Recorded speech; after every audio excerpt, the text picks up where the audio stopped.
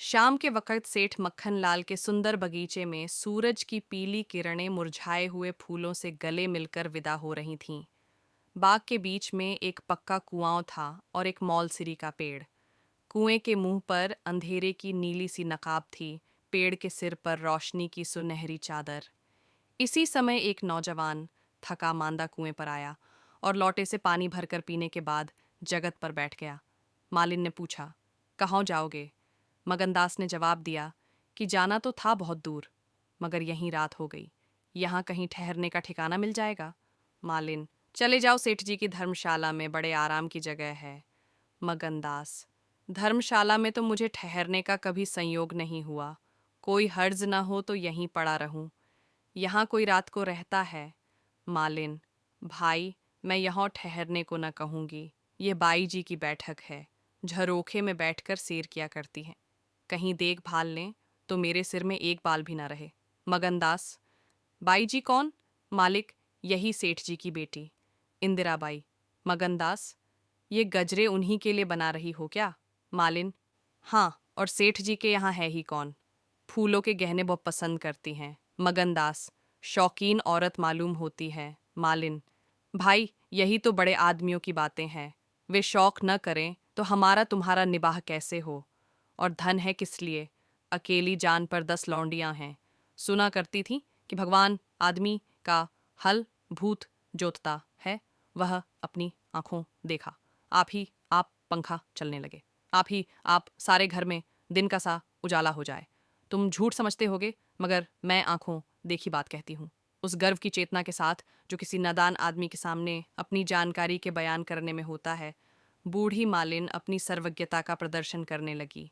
मगनदास ने उकसाया, होगा भाई, बड़े आदमी की बातें निराली होती हैं। लक्ष्मी के बस में सब कुछ है, मगर अकेली जान पर 10 लौंडियां हों, समझ में नहीं आता। मालिन ने बुढ़ापे के चिढ़चिढ़ेपन से जवाब दिया, तुम्हारी समझ मोटी हो तो कोई क्या करे? कोई पान लगाती है, कोई पंखा झलती है, कोई कपड़े पहनाती है। 2,000 रुपये में तो सेज गाड़ी आई थी, चाहो तो मुंह देख लो, उस पर हवा खाने जाती है। एक बंगालिन गाना बजाना सिखाती है, मेम पढ़ाने आती है। शास्त्री जी संस्कृत पढ़ाते हैं। कागज पर ऐसी मूरत बनाती हैं कि अब बोली और अब बोली। दिल की रानी है, बेचारी के भाग फूट गए। दिल्ली के सेठ लगनदास के गोद लिए हुए लड़के से ब्याह हुआ था, मगर राम जी की लीला 70 बरस के मुर्दे को लड़का दिया, कौन पति आएगा? जब से यह सुनावनी आई है तब से बहुत उदास रहती हैं। एक दिन रोती थीं। मेरे सामने की बात है। बाप ने देख लिया, समझाने लगे। लड़की को बहुत चाहते हैं। सुनती हूँ दामाद को यहीं बुलाकर रखेंगे। नारायण करे, मेरी रानी दूधों नहाए पूतों फले। माली मर गया था, उन्होंने आड़ न ली होती तो घर भर के टुकड़े मांगती। मगनदास ने एक ठंडी सांस ली। बेहतर है, अब यहाँ से अपनी इज्जत आबरू लिए हुए चल दो। यहाँ मेरा निबाह न होगा। इंदिरा रईसजादी है, तुम इस काबिल नहीं हो कि उसके शौहर बन सको। मालिन से बोला, तो धर्मशाला में जाता हूँ, जाने वहाँ खाट वाट मिल जाती है कि नहीं, मगर रात ही तो काटनी है, किसी तरह कट ही जाएगी। रईसों के लिए मखमली गद्दे चाहिए, हम मजदूरों के लिए पुआल ही बहुत है। यह कहकर उसने लुटिया उठाई, डंडा संभाला और दर्द भरे दिल से एक तरफ चल दिया। उस वक़्त इंदिरा अपने झरोखे पर बैठी हुई इन दोनों की बातें सुन रही थी। कैसा संयोग है कि स्त्री को स्वर्ग की सब सिद्धियों प्राप्त हैं, और इसी किटी को सतात और उसका पति आवारों की तरह मारा मारा फिर रहा है। उसे रात काटने का ठिकाना नहीं। मगनदास निराश विचारों में डूबा हुआ शहर से बाहर निकल आया और एक सराय में ठहरा जो सिर्फ इसलिए मशहूर थी कि वहां शराब की एक दुकान थी। यहाँ आसपास से मजदूर लोग आकर अपने दुख को भुलाया करते थे। जो भूले भटके मुसाफिर यहाँ ठहरते, उन्हें होशियारी और चौकसी का व्यावहारिक पाठ मिल जाता था। मगनदास थकामांदा था ही, एक पेड़ के नीचे चादर बिछाकर सो रहा और जब सुबह को नींद खुली तो उसे किसी पीरौलिया के ज्ञान की सजीव दीक्षा का चमत्कार दिखाई पड़ा जिसकी पहली मंजिल वैराग्य है। उसकी छोटी सी पोटली, जिसमें 2 एक कपड़े और थोड़ा सा रास्ते का खाना और लुटियाडोर बंधी हुई थी, गायब हो गई।